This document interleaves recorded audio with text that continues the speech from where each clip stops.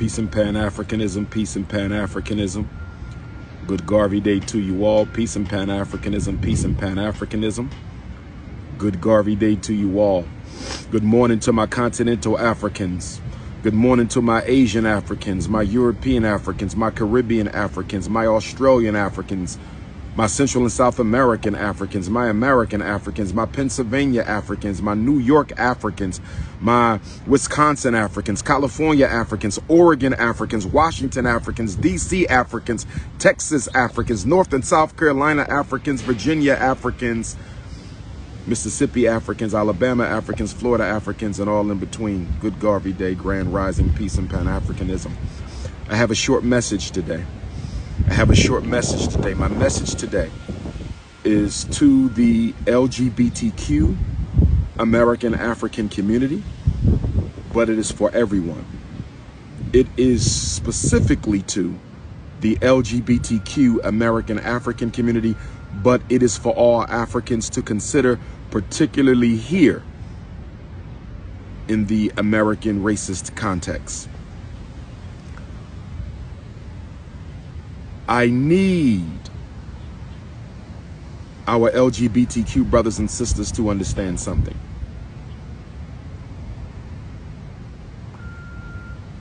With this new gender movement, the American power structure is going to try to use you to help eliminate on paper the number of American Africans that exist in this country. In other words, there is to be a political and a public removal of Africans on paper as a pretext to a physical elimination of Africans in this country. Let me help you understand this.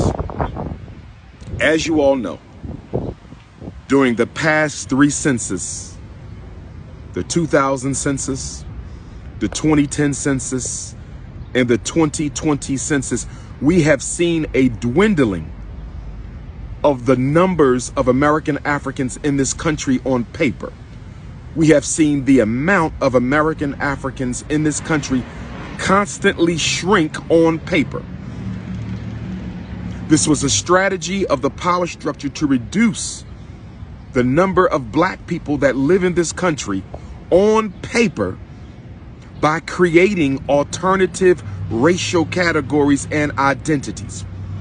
So they allowed self-hating blacks to call themselves Hispanic if they spoke Spanish. They allowed self-hating blacks to call themselves biracial.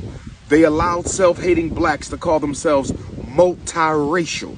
They allowed self-hating blacks to check the box that says other. By adding those 4 categories, of biracial, multiracial, Hispanic, and other, and of course Hispanic goes back to 1970s, they were able to effectively reduce the amount of American Africans on paper.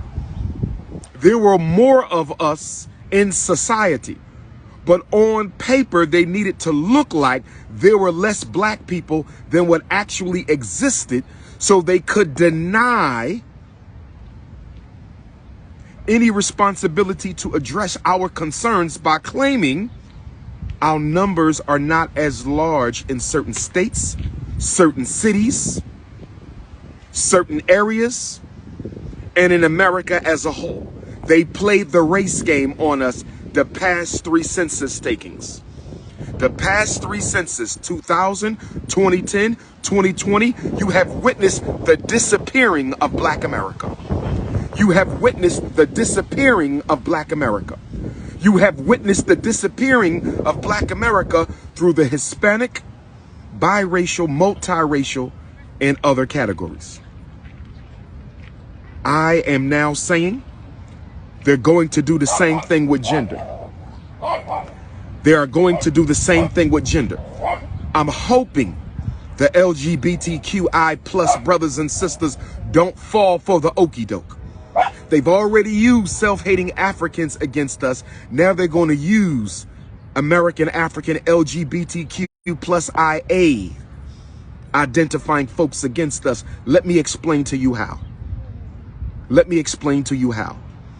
It was just announced today that the United States Department of State, the U.S. Department of State, has issued the first passport that has X as a gender option instead of male or female. So now you can get a passport and not be considered a man or a woman. You can simply check the X box. Stay with me for a minute. Don't get emotional. Just hear the logic. I'm not here to debate your lifestyle. You already know my position on that. I've discussed it for 20 years. I don't need to play a broken record. I'm not here to talk about that.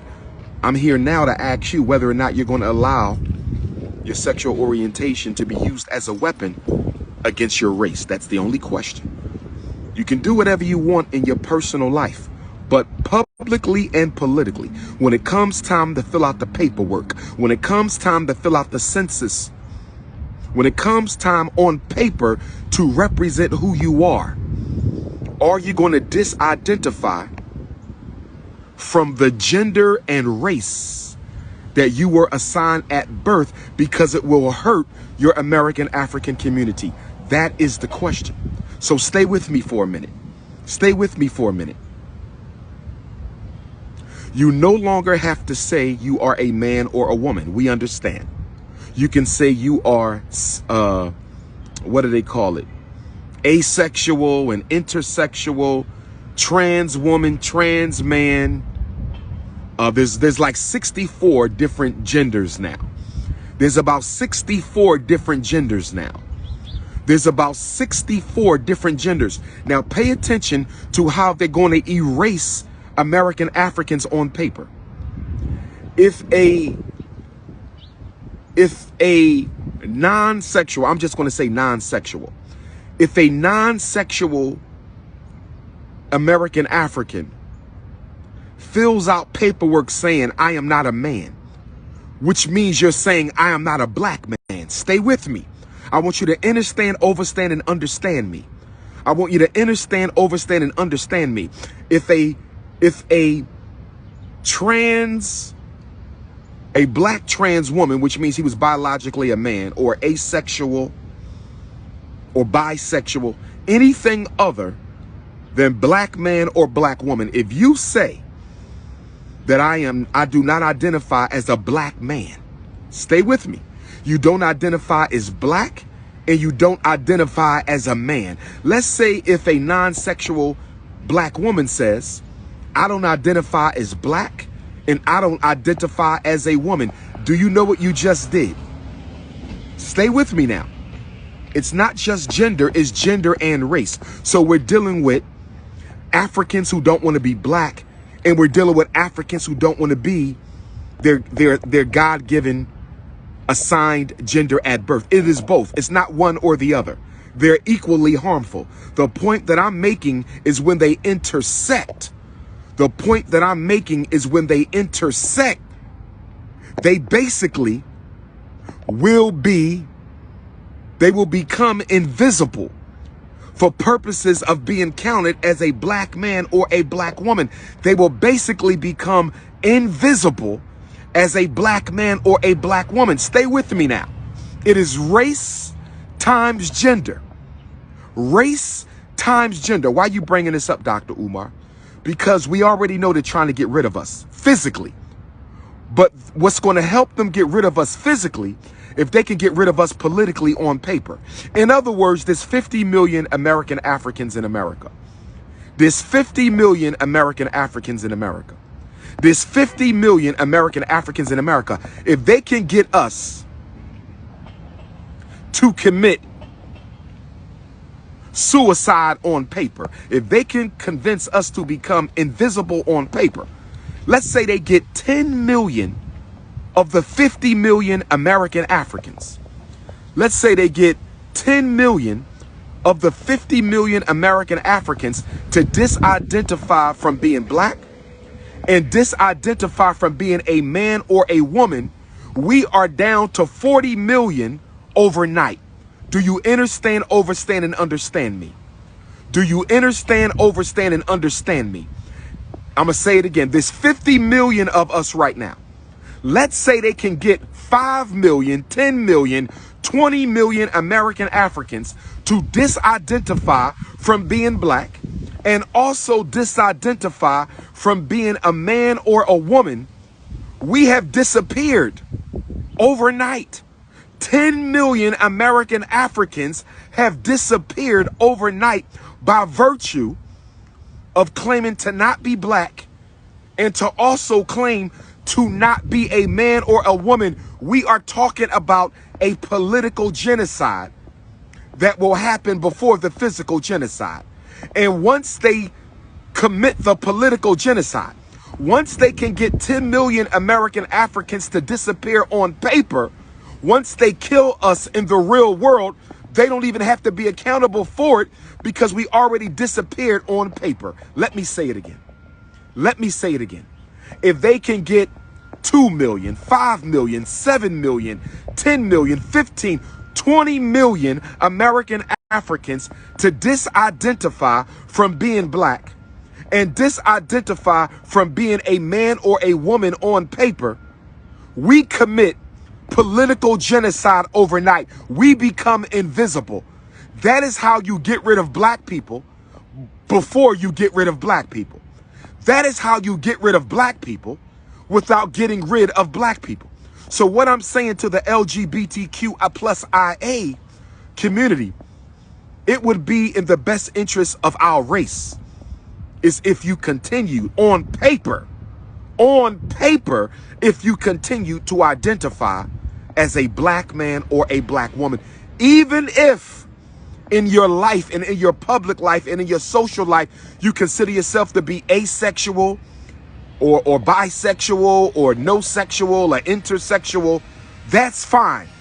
I mean, I don't agree with it, but live your life how you want to live your life. But if you care about your race, if you care about your people, you will continue to identify as a black man or a black woman on paper, because for every American African who disidentifies from race and gender, for every American African who disidentifies from race and gender, you just committed suicide on paper.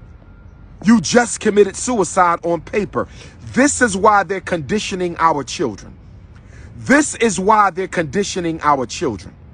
This is why they're conditioning our children, because the way they see it, if we can get 10 million black boys or girls, if we can get 5 million black boys or girls, if we can get 2 million black boys and girls to say, I'm not black and I'm not a boy or a girl, then they can automatically render them non-existent.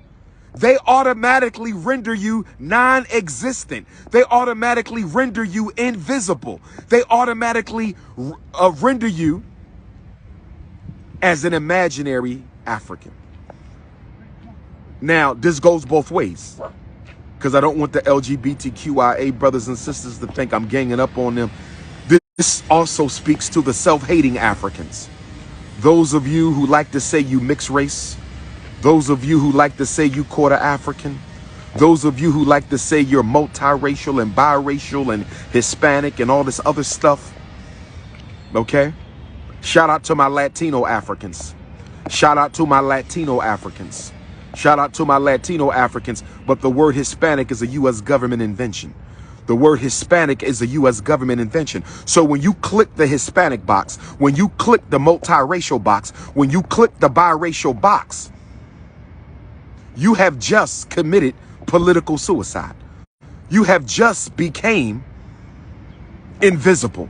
You have just became non-existent as an African. So you take a number away from our team and you give it to another team. We can afford to lose our numbers, because for every number they can make disappear on paper, one of us will disappear in public. For every number that they make disappear on paper, one of us will disappear on public. Now you see how easy it is to kidnap 64,000 black women. Now you see how easy it is to kidnap 64,000 black women. Now you see how easy it is to mass genocide tens of thousands of inner city black males. Now you see how easy it is for the police to kill us off. Now you see how easy it is to lock us up and kill us in prison. Now you see how easy it is to kidnap us for organ trafficking. You see how easy it is to kidnap us for organ trafficking. What I'm saying is, as the most honorable Marcus Messiah Garvey said, what I'm saying is, as the most honorable Marcus Messiah Garvey said, put your race first. Don't put your gender first. Don't put your little bit of European blood first. Don't put your so-called mixed race ancestry first. Put being black first. Put being African first. If we don't, we are going to be rendered invisible before we become invisible. If we don't put our race first, we are going to become non-existent before we become non-existent. The weapon is to get you to not identify as a black man or an African. The weapon is to get you to not identify as a black man or African or a black woman or an African. And after they get you to do that, they then want you to disidentify from being a man or a woman. Because for every American African, I'm talking to my immigrant Africans, I'm talking to Africans in Europe, they're going to do the same thing in the UK. They're going to do the same thing in France. They're going to do the same thing in the Caribbean, South America, on the continent of Africa, to reduce our numbers as a race. They want you to commit political genocide on paper. They want you to commit political genocide on paper.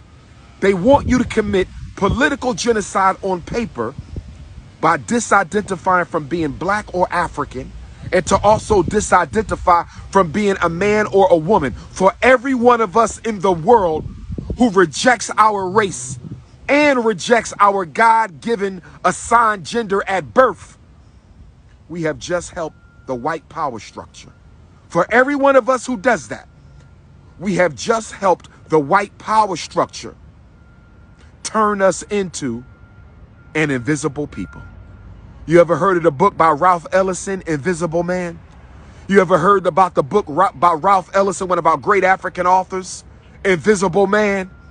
He talks about being invisible, being there but not really being there, being treated as if you don't exist. Well, they're taking it to a whole new level. They're taking it to a whole new level. They're taking it to a whole new level. They're taking it to a whole new level. How do you get rid of black people? Politically on paper, before the physical carnage. Get them to disidentify from their race and get them to disidentify from their gender, and they don't exist no more as a black person. The black woman can cease to exist on paper if this doesn't stop. The black man can cease to exist on paper if this doesn't stop. In other words, they are committing ethnic cleansing on paper before they commit the physical genocide. They are committing ethnic cleansing on paper before they commit physical genocide. All I'm saying is we got to stop disidentifying from being black. Ain't no such thing as mixed race. Ain't no such thing as multi-race. Did they call you multiracial when the slave master raped your grandma and gave birth to your great-great-great-grandma? Did they call you multiracial when the slave master raped your great-great-great-great-grandmother and gave birth to your great-great-great-grandma? Did they call you biracial? Was Frederick Douglass ever called biracial because his mother was raped by the slave master of my family? Was Frederick Douglass ever called biracial? Was my great-great-great-great-grandfather, Stephen Henry Bailey, Civil War veteran, ever called biracial because his mother was raped by the slave master? They made this stuff up in recent times to manipulate, confuse you, and to reduce our numbers on paper. Political ethnic cleansing, political suicide, political genocide. We got to wake up. LGBTQ blacks have to say that they black men and black women, or they hurt us. They hurt us by becoming invisible. They hurt us. Self-hating black men and women have to stop calling themselves Hispanics, biracials, multiracials, and others. You are hurting us. By disidentifying from race and gender, you are hurting us. Do you realize you can wake up one day and they'll say there's no African Americans left in America? Do you realize you can wake up one day and still be here? All 50 million of us can still be here, and they will say we no longer have African Americans. We have binary multiracials, and we have bisexual biracials, and we have intersexual multiracials, but we no longer have African Americans. We no longer have. That can happen while we imagine that. You still got 50 million American Africans in America, but on paper, we have none because we have all disidentified from our race and we have all disidentified from our gender. Please understand, overstand, and understand. Please understand, overstand, and understand. Please understand, overstand, and understand. Chattanooga, I will see you 1 week from tomorrow. Today is Wednesday. Chattanooga, I will see you Thursday, November 4th. Atlanta, Friday, November 5th. Possibly Columbus, Georgia, Saturday, November the 6th. Or Columbia, South Carolina, Saturday, November the 6th. Dr. Baruch, Everlasting Life Cafe, Wednesday, November the 10th. elifepresents.com. elifepresents.com. Nat Turner Land, Virginia, 190th Memorial of the greatest African revolutionary on American soil. Go to natturnerlibrary.com to register. Go to natturnerlibrary.com to register. Go to natturnerlibrary.com to register.